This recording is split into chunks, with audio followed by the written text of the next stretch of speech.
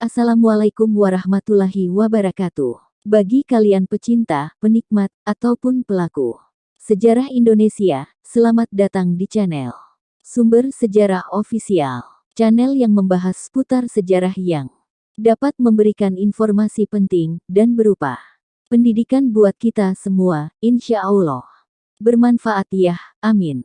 Selamat menyaksikan video sejarah singkat. Penemu, perkembangan, dan sampainya ke Indonesia. Sejarah tentang media informasi radio. Sejarah radio adalah sejarah teknologi yang menghasilkan peralatan radio yang menggunakan gelombang radio. Awalnya, sinyal pada siaran radio ditransmisikan melalui gelombang data yang kontinu, baik melalui modulasi amplitudo AM maupun modulasi frekuensi, FM. Metode pengiriman sinyal seperti ini disebut analog. Selanjutnya, seiring perkembangan teknologi, ditemukanlah internet dan sinyal digital, yang kemudian mengubah cara transmisi sinyal radio. Rata-rata, pengguna awal radio adalah para maritim, yang menggunakan radio untuk mengirimkan pesan telegraf menggunakan kode Morse antara kapal dan darat. Salah satu pengguna awal, termasuk Angkatan Laut Jepang, yang memata-matai armada Rusia saat Perang Tsushima, pada tahun 1901. Salah satu penggunaan yang paling dikenang adalah saat tenggelamnya RMS Titanic pada tahun 1912, termasuk komunikasi antara operator di kapal yang tenggelam dengan kapal terdekat, dan komunikasi ke stasiun darat. Radio digunakan untuk menyalurkan perintah dan komunikasi antara Angkatan Darat dan Angkatan Laut. Di kedua pihak, pada Perang Dunia II, Jerman menggunakan komunikasi radio untuk pesan diplomatik ketika kabel bawah lautnya dipotong oleh Britania. Amerika Serikat menyampaikan program 14 titik Presiden Woodrow Wilson kepada Jerman melalui radio ketika perang. Siaran mulai dapat dilakukan pada tahun 1920 dengan populernya pesawat radio, terutama di Eropa dan Amerika Serikat. Selain siaran titik ke titik, termasuk telepon dan siaran ulang program radio, menjadi populer pada tahun 1920 dan tahun 1930. Penggunaan radio dalam masa sebelum perang adalah untuk mengembangkan pendeteksian dan pelokasian pesawat dan kapal dengan penggunaan radar. Sekarang, radio banyak bentuknya, termasuk jaringan tanpa kabel, komunikasi, bergerak di segala jenis, dan juga penyiaran radio. Sebelum televisi terkenal, siaran radio komersial, termasuk drama, komedi, beragam show, dan banyak hiburan lainnya. Tidak hanya berita dan musik saja. Radio AM, atau modulasi amplitudo, bekerja dengan prinsip memodulasikan gelombang radio dan gelombang audio. Kedua gelombang ini sama-sama memiliki amplitudo yang konstan. Namun, proses modulasi ini kemudian mengubah amplitudo gelombang penghantar sesuai dengan amplitudo gelombang audio. Pada tahun 1896, ilmuwan Italia, Guglielmo Marconi, mendapat hak paten atas telegraf nirkabel yang menggunakan dua sirkuit. Pada saat itu, sinyal ini hanya bisa dikirim pada jarak dekat. Namun, hal inilah yang memulai perkembangan teknologi radio. Pada tahun 1897, Marconi kembali mempublikasikan penemuan bahwa sinyal nirkabel dapat ditransmisikan pada jarak yang lebih jauh, 12 mil. Selanjutnya, pada tahun 1899, Marconi berhasil melakukan komunikasi nirkabel antara Prancis dan Inggris lewat Selat Inggris dengan menggunakan osilator Tesla. John Ambrose Fleming, pada tahun 1904, menemukan bahwa tabung audion dapat digunakan sebagai receiver nirkabel bagi teknologi radio ini. 2 tahun kemudian, Dr. Lee De Forest menemukan tabung elektron yang terdiri dari 3 elemen atau triode audion. Penemuan ini memungkinkan gelombang suara ditransmisikan melalui sistem komunikasi nirkabel. Tetapi, sinyal yang ditangkap masih sangat lemah. Barulah, pada tahun 1912, Edwin Howard Armstrong menemukan penguat gelombang radio, disebut juga radio amplifier. Alat ini bekerja dengan cara menangkap sinyal elektromagnetik dari transmisi radio dan memberikan sinyal balik dari tabung.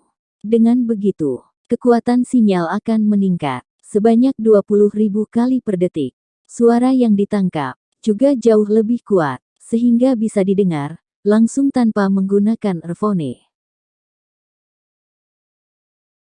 Penemuan ini kemudian menjadi sangat penting dalam sistem komunikasi radio karena jauh lebih efisien dibandingkan alat terdahulu.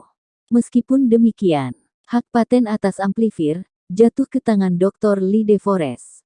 Sampai saat ini radio amplifier masih menjadi teknologi inti pada pesawat radio. Awalnya, penggunaan radio AM hanya untuk keperluan telegram nirkabel. Orang pertama yang melakukan siaran radio dengan suara manusia adalah Reginald Aubrey Fessenden. Dia melakukan siaran radio pertama dengan suara manusia pada tanggal 23 Desember tahun 1900, pada jarak 50 mil dari Cobb Island ke Arlington, Virginia. Saat ini radio AM tidak terlalu banyak digunakan untuk siaran radio komersial karena kualitas suara yang buruk. Radio FM atau modulasi frekuensi bekerja dengan prinsip yang serupa dengan radio AM, yaitu dengan memodulasi gelombang penghantar dengan gelombang audio. Hanya saja, pada radio FM proses modulasi ini menyebabkan perubahan pada frekuensi. Ketika radio AM umum digunakan, Armstrong menemukan bahwa masalah lain radio terletak pada jenis sinyal yang ditransmisikan. Pada saat itu, gelombang audio ditransmisikan bersama gelombang radio dengan menggunakan modulasi amplitudo AM. Modulasi ini sangat rentan akan gangguan cuaca. Pada akhir 1920, Armstrong mulai mencoba menggunakan modulasi, di mana amplitudo gelombang penghantar dibuat konstan. Pada tahun 1933, dia akhirnya menemukan sistem modulasi frekuensi atau FM yang menghasilkan suara jauh lebih jernih, serta tidak terganggu oleh cuaca buruk.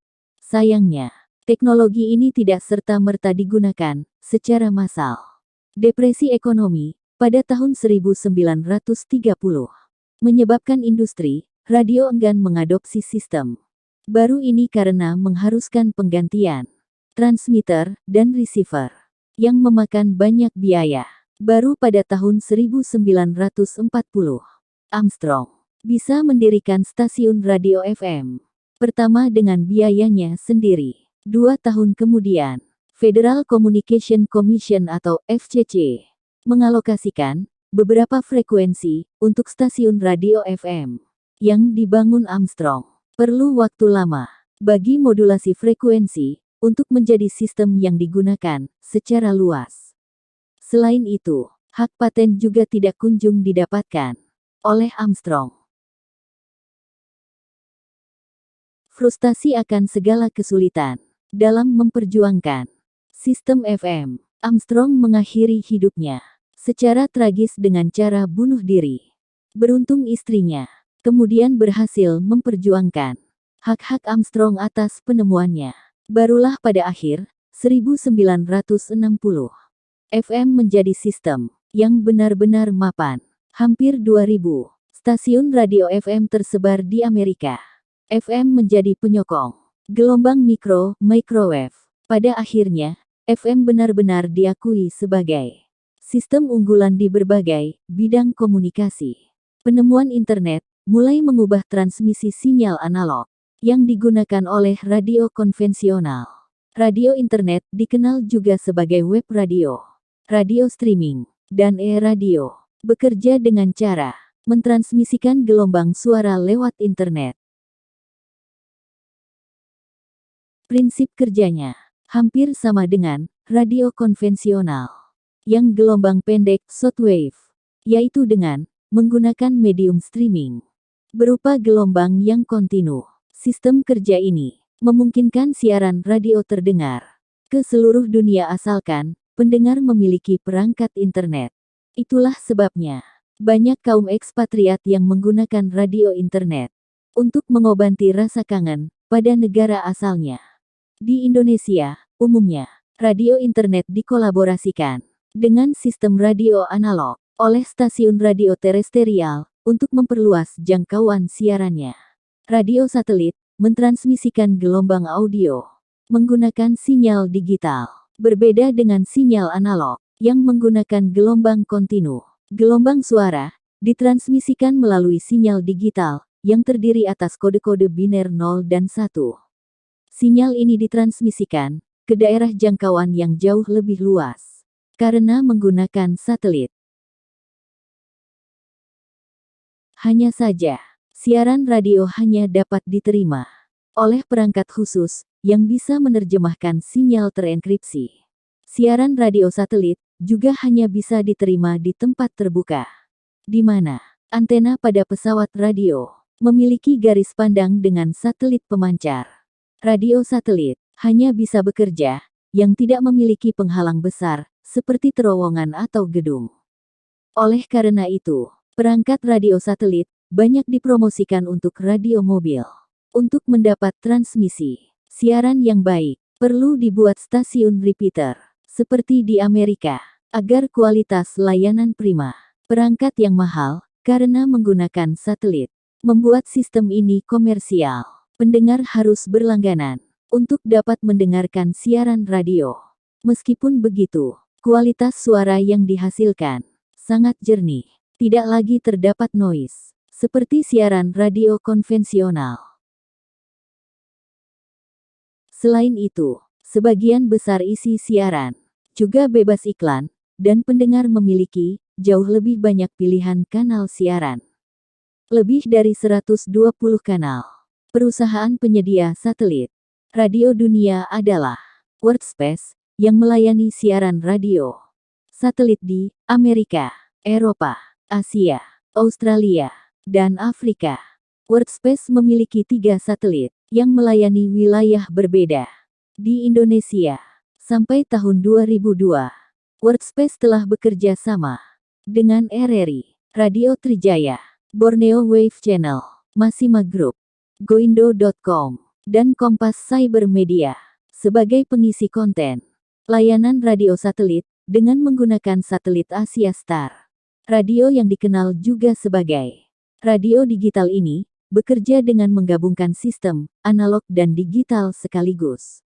Dengan begitu memungkinkan dua stasiun digital dan analog berbagi frekuensi yang sama. Efisiensi ini membuat banyak konten bisa disiarkan pada posisi yang sama. Kualitas suara yang dihasilkan HD radio sama jernihnya dengan radio satelit, tetapi layanan yang ditawarkan gratis. Namun, untuk dapat menerima siaran radio digital, pendengar harus memiliki perangkat khusus yang dapat menangkap sinyal digital. Perkembangan radio di Indonesia mengalami proses yang sangat panjang, yaitu dari zaman kekuasaan Hindia Belanda, zaman pendudukan Jepang, dan berikutnya zaman Indonesia merdeka. Kemajuan di bidang teknologi amat mempercepat penyebaran informasi. Pada masa ini, radio juga telah masuk ke Indonesia, dan siarannya dapat diterima sampai ke desa-desa. Baik radio pemerintah, seperti RRI, maupun radio-radio non-pemerintah. Pada zaman kekuasaan Hindia Belanda, radio mulai berkembang di Indonesia.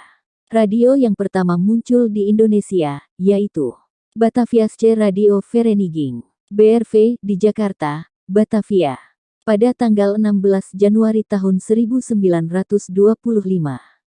Bataviasche Radio Vereniging, BRV, melakukan siaran radio amatir pertama di Hindia Belanda. Sejak BRV berdiri, muncul radio siaran lainnya, seperti Nederlands Indische Radio Omroep Mich, NIROM di Jakarta, Bandung, dan Medan. Di Surakarta, berdiri Solose Radio Vereniging, SRV. Dan di Yogyakarta, berdiri Radio Mataramse Vereniging for Omroep, MAVRO. SRV dapat dipandang sebagai pelopor munculnya radio siaran yang diusahakan oleh bangsa Indonesia. SRV didirikan oleh Mangkunegara VII dan Sarsito Mangunkusumo pada tanggal 1 April tahun 1933. Kemudian, pada tanggal 29 Maret tahun 1937, atas usaha Sutarjo Kartohadikusumo dan Sarsito Mangunkusumo, berdirilah Perserikatan Perkumpulan Radio Ketimuran, PPRK, di Bandung. Tujuan PPRK adalah berupaya memajukan kesenian dan kebudayaan nasional guna kemajuan rohani dan jasmani masyarakat Indonesia. Pada zaman pendudukan Jepang, perkembangan radio mengalami kemunduran. Pemerintah pendudukan Jepang mengatur penyelenggaraan radio siaran secara ketat. Penyelenggaraan radio siaran diatur oleh jawatan khusus bernama Hoso Kanri Kyoku, dan merupakan radio siaran yang berkedudukan di Jakarta. Cabang-cabangnya dinamakan Hoso Kyoku, terdapat di Bandung, Purwakarta, Yogyakarta, Semarang, Surabaya, dan Malang. Pada waktu itu, semua siaran radio diarahkan untuk kepentingan militer Jepang. Akan tetapi, selama pendudukan Jepang, kebudayaan dan kesenian mengalami kemajuan yang sangat pesat. Rakyat mendapat kesempatan yang sangat banyak untuk mengembangkan kebudayaan dan kesenian. Kesempatan ini menyebabkan pula munculnya seniman-seniman pencipta lagu-lagu Indonesia baru. Pada masa Indonesia merdeka, perkembangan radio mengalami perkembangan kemajuan yang sangat pesat. Orang-orang yang berkecimpung di bidang radio menganggap penting untuk mengorganisasikan radio siaran. Pada tanggal 10 September tahun 1945, para pemimpin radio dari seluruh Jawa berkumpul di Jakarta untuk membicarakan masalah tersebut. Pada tanggal 11 September tahun 1945, para pemimpin radio sepakat untuk mendirikan radio siaran yang bernama Radio Republik Indonesia RRI. Ketika didirikan, RRI memiliki 8 stasiun radio siaran yang terdapat di 8 kota di Jawa. Bekas Hoso Kyoku, angin reformasi, yang bertiup di Istana Negara Jakarta, telah menjatuhkan kekuasaan rezim otoriter Orde Baru. Soeharto mundur tanggal 21 Mei tahun 1998. Dari si angin itu berembus kencang hingga kantor Menteri Penerangan, tempat media penyiaran dikendalikan. Dalam tempo tidak lebih dari 6 bulan, keluar SK Mempen nomor 134/1998 yang menghapus semua aturan ketat materi siaran radio. Pada tahun 1999, Departemen Penerangan dilikuidasi oleh Presiden Abdurrahman Wahid dengan alasan penerangan adalah urusan masyarakat.